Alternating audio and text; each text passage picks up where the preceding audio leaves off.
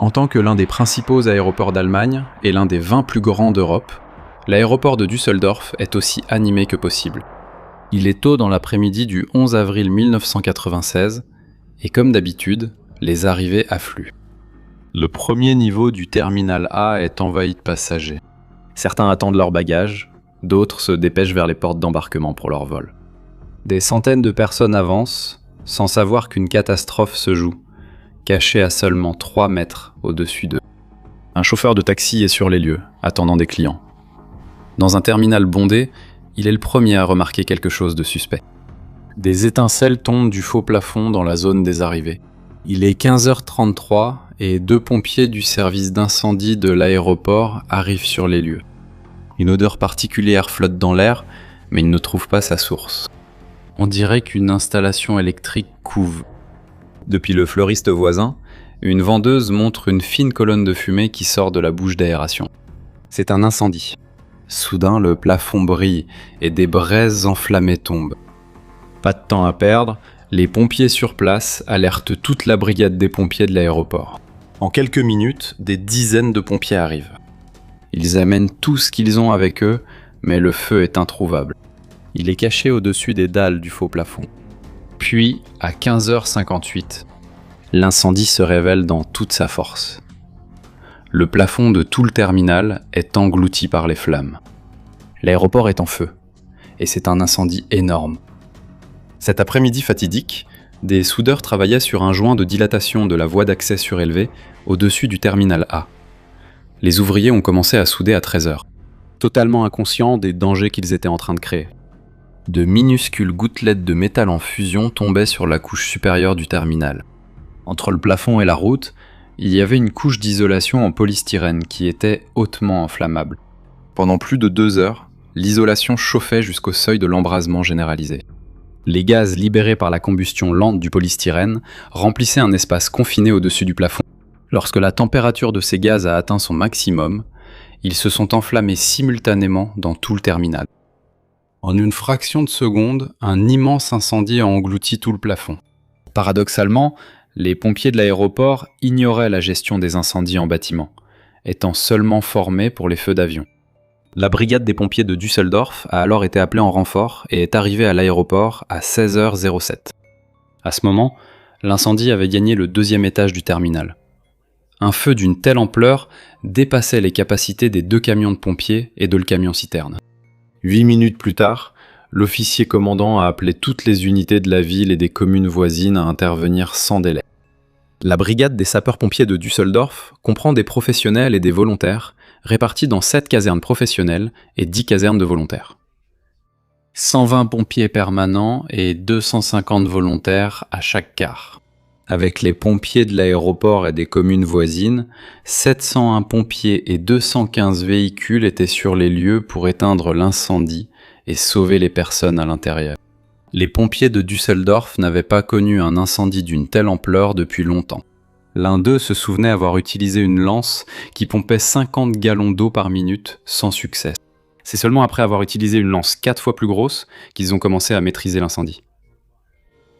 À 4h07, lorsque la brigade des pompiers a été appelée en renfort, l'alarme de l'aéroport a ordonné l'évacuation des voyageurs. Le message vocal a d'abord dirigé les gens dans la mauvaise direction, directement vers la zone en feu. Heureusement, les pompiers sont intervenus à temps pour corriger l'erreur et éviter une issue fatale. Lorsque l'alarme générale s'est déclenchée, le premier niveau du terminal était déjà évacué.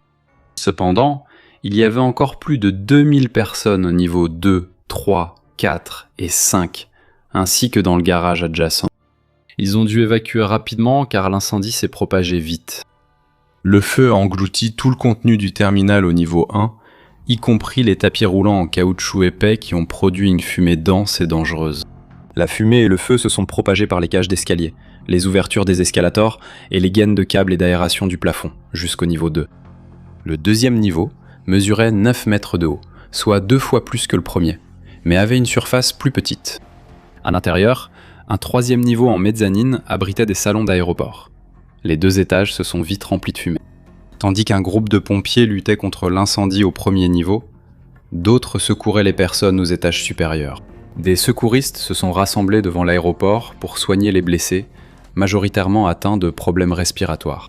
La fumée dense et la chaleur compliquaient la localisation des personnes par les pompiers dans le terminal. Bonjour, arrivé, on essaye.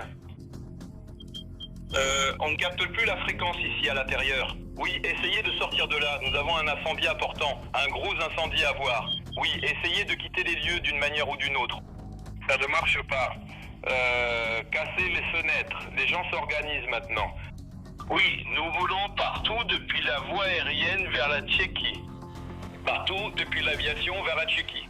Oui, quand le mur tombera. Alors oui, exactement. Nous avons besoin d'aide, nous ne voyons rien. Toutes les urgences sont épuisées.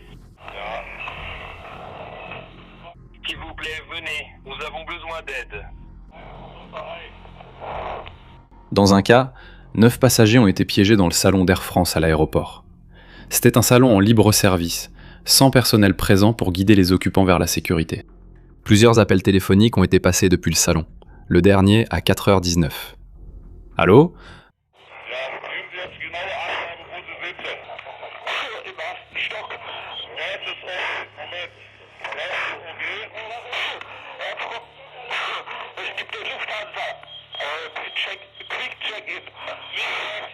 Et nous sommes juste au-dessus, on tourne pratiquement au coin. Quick check, au-dessus de la Lufthansa.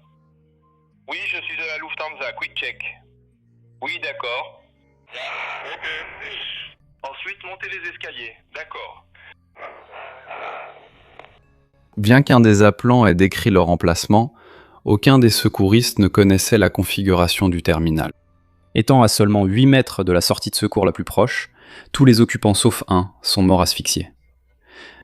Un homme d'affaires français a brisé une fenêtre avec une chaise pour s'échapper et est tombé 4 mètres plus bas. Il a eu de graves blessures, mais s'est totalement rétabli. Un autre groupe était sur le toit du parking voisin quand l'incendie a éclaté. Ils regardaient les avions décoller et atterrir.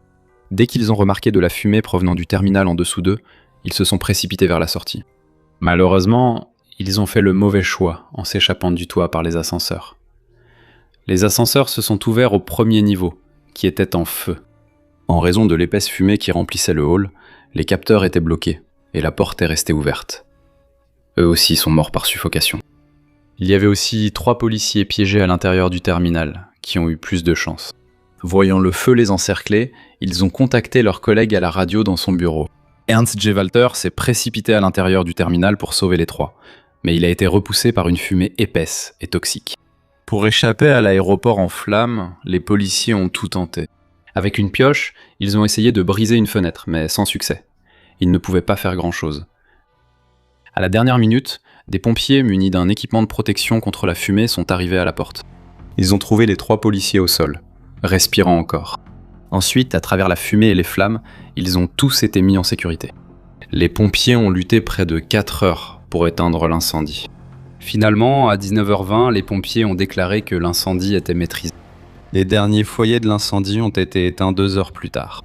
Le feu et la fumée ont détruit les terminaux A et B. L'aéroport de Düsseldorf a rouvert 3 jours et demi plus tard, avec seulement le terminal C en fonctionnement. Il a rapidement retrouvé 90% de sa capacité précédente grâce à des terminaux temporaires faits de tentes et de hangars. Au final, 17 personnes ont perdu la vie dans l'incendie. 8 sont morts dans le salon, 7 dans les ascenseurs. Un passager a été retrouvé mort dans les toilettes et une femme, après avoir fui l'aéroport, est décédée 2 semaines plus tard de ses blessures. Toutes les victimes sont mortes par suffocation ou inhalation de fumée. Si ce n'était pas grâce à la réaction courageuse des pompiers, le nombre de morts aurait été bien plus élevé. Environ 2000 passagers ont été sauvés de l'incendie. Environ 66 à 82 personnes ont été grièvement blessées et plusieurs centaines ont subi des blessures légères.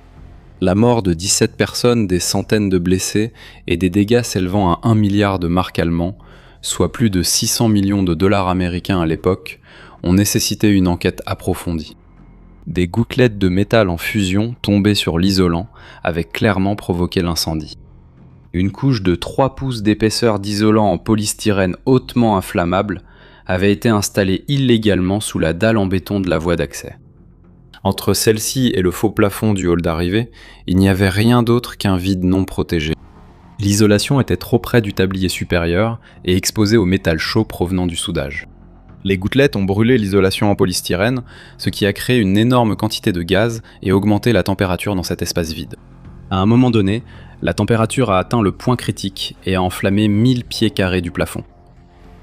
L'incendie s'est ensuite propagé à tout le terminal. Cependant, en dehors du problème d'isolation, la commission d'enquête a déterminé qu'un certain nombre d'autres facteurs ont contribué à l'incendie et l'ont transformé en tragédie. Le premier facteur était que les ouvriers soudant sur la route, au-dessus du niveau 1, n'ont pas pris les précautions nécessaires. Leur employeur n'a pas informé la brigade des pompiers de l'aéroport des travaux de réparation. S'ils avaient été avertis comme il se doit, la brigade aurait mis en place une surveillance incendie. La brigade des pompiers de l'aéroport n'était ni préparée ni formée aux incendies en intérieur et connaissait mal la configuration de l'aéroport. Le facteur le plus crucial était sans doute l'absence d'un système de détection d'incendie adapté à l'aéroport. L'extrémité du bâtiment, où se situait le terminal A, n'avait ni détecteur de fumée, ni sprinklers. Cette partie de l'aéroport a été construite en 1972, à une époque où de tels systèmes n'étaient pas obligatoires. Des colonnes sèches étaient présentes dans les cages d'escalier, mais non reliées au réseau d'eau municipal, et nécessitaient l'intervention des pompiers. De plus, le terminal ne disposait pas de porte coupe-feu à enroulement, aucune protection pour les ouvertures verticales entre les étages, et aucun escalier de secours du côté piste. L'incendie aurait pu être maîtrisé au niveau 1 si des portes coupe-feu à enroulement et des protections des ouvertures verticales avaient été présentes. Les responsables de la sécurité de l'aéroport sont aussi responsables pour ne pas avoir coupé les ascenseurs après le début de l'incendie. 7 personnes ont été tuées à cause de cette négligence. À la fin de l'année, un procès a été ouvert. Le parquet a déposé un acte d'accusation de 700 pages contre 2 soudeurs, le directeur technique de l'aéroport, l'architecte, ainsi que les inspecteurs et superviseurs du bâtiment. Un procès gigantesque, avec 26 avocats de la défense, 94 témoins et une armée de représentants de la presse promettait que la justice serait rendue. Cependant, cela s'est transformé en une longue série de manœuvres procédurales. Étonnamment, le procès s'est conclu 5 ans et demi plus tard, avec l'acquittement de tous les accusés. Selon le verdict, l'accident qui a coûté la vie à 17 personnes ne pouvait être attribué à une faute précise d'un seul accusé. Les autorités de l'aéroport tenaient à éviter les erreurs passées. En conséquence, le terminal A rénové et le nouveau terminal B sont équipés de détecteurs d'incendie, de sprinklers, d'alarmes incendie automatiques, de systèmes de signalement d'incendie et d'évacuation des fumées. De plus, 36 issues de secours ont été aménagées et des cloisons ont été installées à l'intérieur et entre les niveaux pour ralentir la propagation du feu et de la fumée. Et surtout, les panneaux d'isolation, le mobilier et l'équipement sont fabriqués à partir de matériaux incombustibles. En effet, il y avait une forte volonté que des tragédies comme celle de 1996 ne se reproduisent plus jamais. Quand il s'agit de la vie des gens, il n'y a aucune procédure de sécurité qui ne puisse être suivie et aucun prix qui ne puisse être payé. Regardez ensuite cet épisode si cette vidéo vous a intéressé. Merci de mettre un j'aime et de laisser un commentaire si vous souhaitez soutenir la chaîne.